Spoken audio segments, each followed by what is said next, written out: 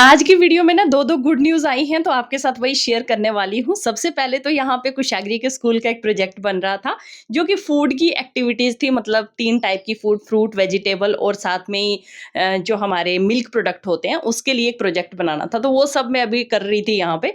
ये सब करने के बाद ना मैसेज आता है कि कुशाग्री का कल स्कूल स्टार्ट हो रहा है और कल से कुशाग्री को स्कूल आना है। तो मैं जल्दी-जल्दी दौड़ती हुई गई और सबसे पहले तो मैंने यूनिफ़ॉर्म वाली अलमीरा खोली कुशाग्री की और वहाँ से मैंने यूनिफ़ॉर्म निकालना स्टार्ट किया कि भई धुली भी है या नहीं, क्योंकि मैं धो-धा के गई थी जम्मू, लेकिन फिर भी एक डाउट रहता है ना कि अभी कल स्कूल लगना है, तो चलो भई सारा सामान निकालो, सब प्रॉपर्ली अरेंज करो, क्योंकि कुशाग्री को कल सुबह स्कूल जाना है। तो मैंने उसकी यूनिफ़ॉर्म निकाल के रख दी थी और टाई वगैरह, बेल्ट वगैरह, आई कार्ड वगैरह सब कुछ निकाल दिया।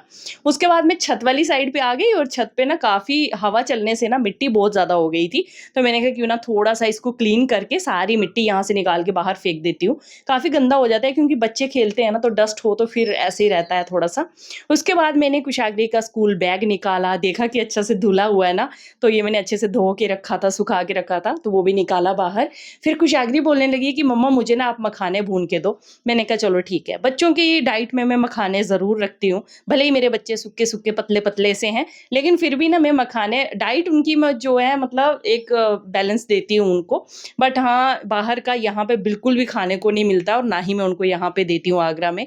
जम्मू में कभी-कभार खा लिया करती हैं जब जाती हैं, तो यहाँ मैं घर पे ही ज़्यादातर प्रॉपरली घर पे ही चीज़ें बनाती हूँ। कोई जलेबी बनानी हो, कोई पकोड़े बनाने हो, सब कुछ घर पे ही बना के देती हूँ। बर्गर बनाना हो, वड़ा पाव बनाना हो, कुछ भी बनाना हो, सब घर पे ही बना तो थोड़ा-सा घी डाल के मैंने अच्छे से उनको मखाने भून के दिए, थोड़ा-सा नमक डाल के, तो उन्होंने मखाने खा लिए थे। उसके बाद मैंने कुशाग्री को बोला कि बच्चा चलो अभी अपना बैग रेडी करो, बिकॉज़ मॉर्निंग में आपको स्कूल जाना है। तो थोड़ा-सा ना ऐसे हो रही थी कि पूरा 1 महीना मतलब घर रही है ना, तो ऐसे लग रहा था उसको कि मम्मा अब स्कूल जाना है, तो एक्साइटेड भी बड़ी थी, थोड़ी-सी नर्वस भी थी। आपके घर में ऐसा होता है क्या? ये दोनों ना एक-दूसरे से चीज़ लेने के लिए बड़ा फाइट करती हैं, लेकिन एक-दूसरे के बिना 1 सेकंड नहीं रह सकती हैं। मतलब आप बताना कि आपके बच्चे भी ऐसा करते हैं? देखो ये दोनों चीज़ें ना बड़ी वाली ने पहनी हुई थी, छोटी वाली को मैंने दूसरी दी, लेकिन उसको वही चाहिए थी जो उसकी बहन के पास थी। अब दोनों चीज़ें उससे ले ली और इस तरह से देखो ये मस्ती कर रही है। और सच्ची बताऊँ ना, छोटे वालों पे तरस इतना आ जाता है ना कि बड़े वाले को हम डाँट देते हैं और बड़े वाले बच्चों के साथ ना हम बड़ा गलत कर लेते हैं, ऐसा हमको फ़ील आता है। लेकिन ऐसा नहीं होता यार, प्यार हम दोनों बच्चों से बराबर करते हैं। बात सिर्फ़ इतनी है कि छोटे वाला ना हमारे लिए हमेशा छोटा ही होता है। उसको लगता है हाय हाय! छोटे के साथ कुछ गलत ना हो जाए। तो ये फीलिंग एक माँ के अंदर रहती है। हम बोलते हैं कि बड़ा समझदार है, बड़ा समझदार है, इसी के चलते बड़ा बेचारा ना हमेशा डाँट खाता है। ये थोड़ा-सा मेरे को कभी-कभी बड़ा गलत लगता है। वैसे मैं कभी नहीं डाँटती हूँ बड़ी वाली को, अगर बड़ी वाली को डाँटती हूँ तो छोटी वाली को भी डाँटती हूँ, ऐसा कुछ नहीं है, दोनों को बराबर डाँट पड़ती है। बट चीज़ों के मामले में बड़ी वाली को ज़रूर बोलती हूँ, यार दे देना, उसको दे दो ना, कुछ नहीं होता, दे दो उसको, दे दो, ऐसा कर देती हूँ। तो यहाँ पे ना अभी मेरी आज मशीन का मैंने उद्घाटन किया है फिर से, और आज मैं मशीन दोबारा चला रही हूँ, और ये जो कुछ इनके पैंट्स थे ना, कुछ स्कर्ट थी, ये इतनी लूज़-लूज़ थी, तो मैंने कहा इनके ना लास्टिक जो है टाइट कर लेती हूँ, उनको स्टिच करके टाइट कर दिया। उसके बाद पतिदेव को बोला मुझे कहीं बाहर ले चलो यार, मेरे को मन कर रहा है, क्योंकि इतनी गर्मी है ना, आज थोड़ा-सा मौसम ऐसे शाम का टाइम था, तो थोड़ा-सा ऐसे बारिश-वारिश वाला मौसम था, मैंने कहा ले चलो थोड़ा-सा बाहर घूम के आते हैं। तो मेरे को बाथरूम का ना जो सीटिंग टेबल होता है ना, वो लेके आना था, मतलब बाथरूम में जो बैठने के लिए बेंटी टाइप होती है वो लेके आनी थी।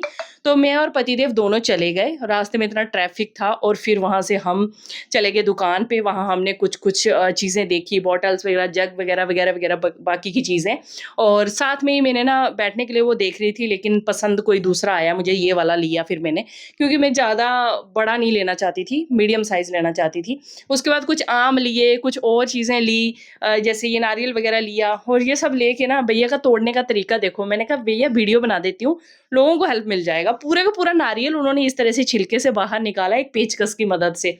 हल्का-हल्का सा उसको साइडों से मार रहे थे, और बस इस तरह से पूरा नारियल जो है छिलका निकाल दिया उन्होंने।